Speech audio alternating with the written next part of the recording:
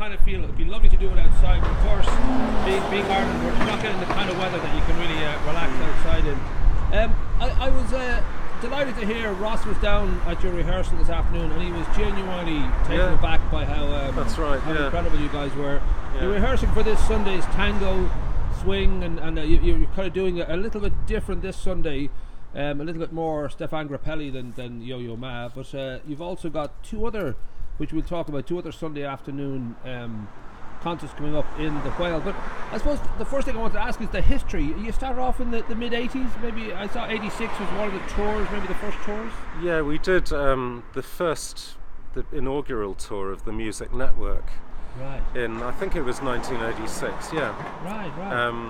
Four of us got together and put together several programs, and we toured throughout the 1980s, in the very early days of Music Network, and then much later on, family commitments, various other things took over. We disbanded for a while, and then we got back together in around 12 or 15 years ago. I can't remember really, but we so you like we just started playing together again, and we got one or two new members in, worked with various other people, got together larger groups as well from the original quartet. You've been very, very noted. I know that I think you've had an album out as well. I was just looking through, maybe there's another Delgany with an I who've released was that yourselves? Or? Well, the name Degani is actually it's named after my Venetian violin.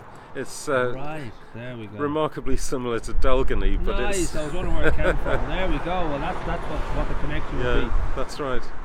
From your own history, I know that you're from Fawlty Towers country. You're from Torquay. Right. Torquay originally, yeah. And at 10 you started the violin. So I'm guessing you're getting pretty good at it by now, right?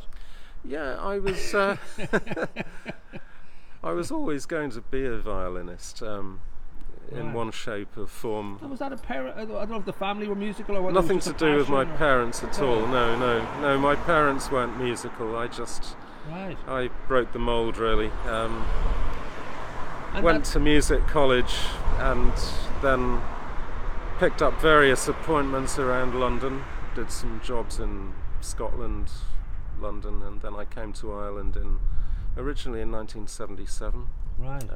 The RTE Symphony Orchestra, I think. Co-leader job, yeah. Nice. And then much later on I got the job of leader of the concert orchestra, and then 10 years after that leader of the symphony orchestra, where I stayed for 20 years. Wow. Leader of the National Symphony Orchestra. So you're definitely coming with a stamp of approval, I think. Maybe 4 or 5 stamps of approval. Is it something now in regard to the Delgany kind of ensemble? Is that something you sort of see as purely for pleasure? Do you find that the work ethic is very important? That you know, because there is a huge amount of it can be a huge amount of preparation in putting together any kind of classical piece. It's not just a blues riff that goes around 12 bars forever and ever. You've really got to know what you're doing. Yeah, there's a massive amount of rehearsal involved, and it is a labour of love because there isn't very much money to be made out of chamber music.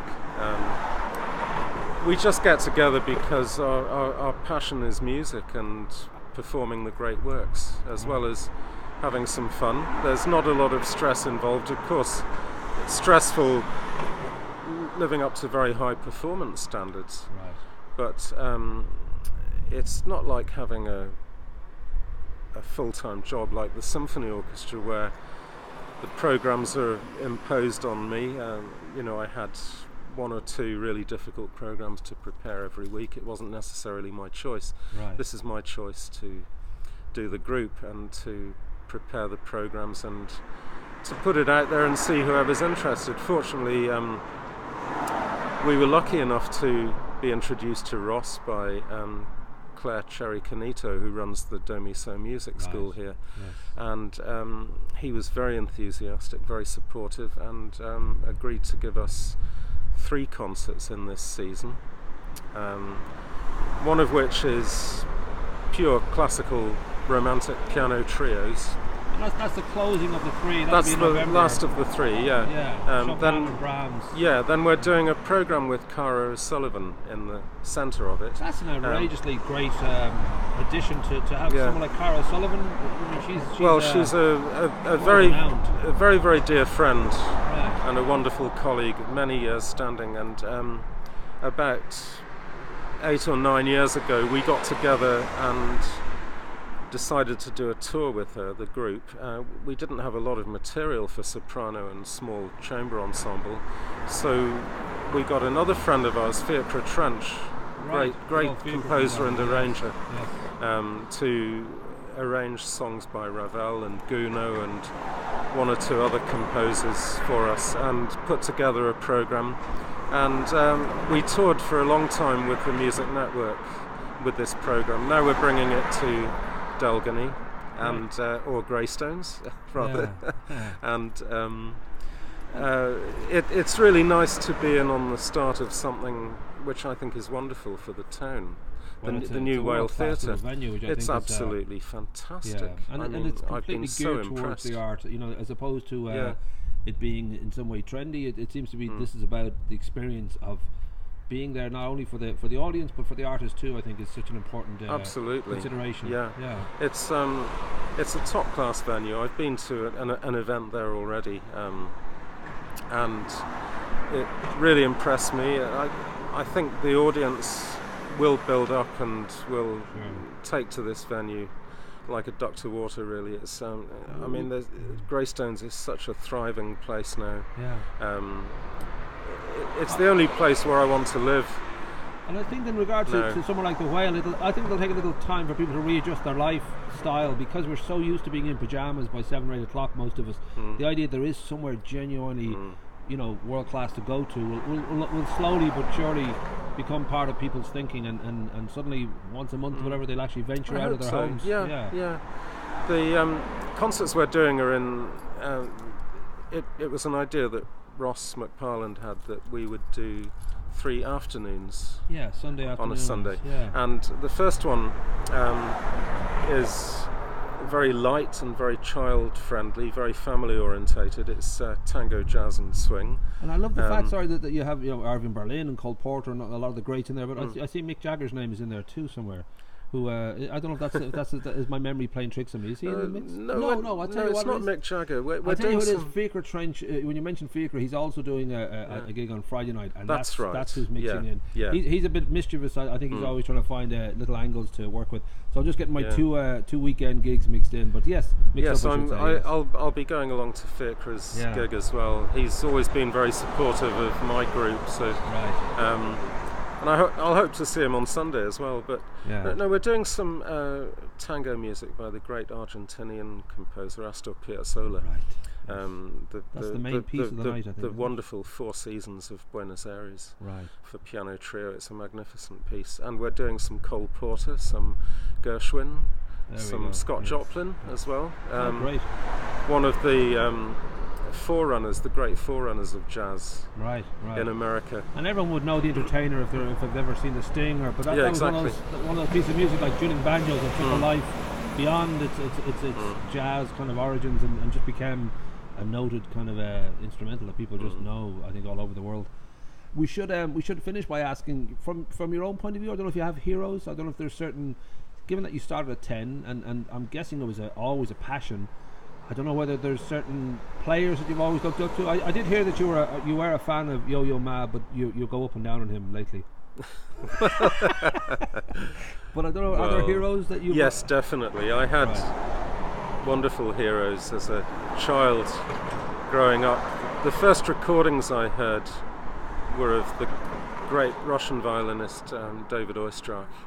Oistrakh was my idol for a long, long time, and then through my teens and 20s, I got to love Yehudi Menuhin. Met him a few times and heard him live in concert. I was lucky enough to hear David Oistrakh live as well. His last concerts in London in 1972, which was an enormous thrill. So they were my two main ones. I think I have some Menuhin with the one he did with Stefan Grappelli. With Grappelli, I have a vinyl of that that's from I'm old enough to have sort of bought that when it came out, and he is one of the most loved. And, everything he did was so spontaneous and so full of love and so musical. I mean, I absolutely idolised the man. He was a wonderful man. I think it's important that when you have heroes in any kind of field, they are inspirational because you realise just how far you can go, and the hope is that, like a child outshines a parent, that will sort of spark you on further than maybe you would have gone otherwise. And I'm really looking forward to these gigs. As I said this afternoon, you were rehearsing. I just missed you, and yes, the word was it was just a beautiful, beautiful sound, and people were genuinely kind of gobsmacked by how good you guys are. Ruby had to dash off, unfortunately. She had an appointment in Dundrum, but we really went in this morning to have a little bit of a sound check to see what the acoustic in the room was like. I was delighted that it's a very lively acoustic. It's very good. Great. Greg was telling us that he really doesn't need to put very much or any enhancement on the sound. The acoustic sound is good. It's good enough. And the piano, although it's an electric piano, it's a very fine instrument.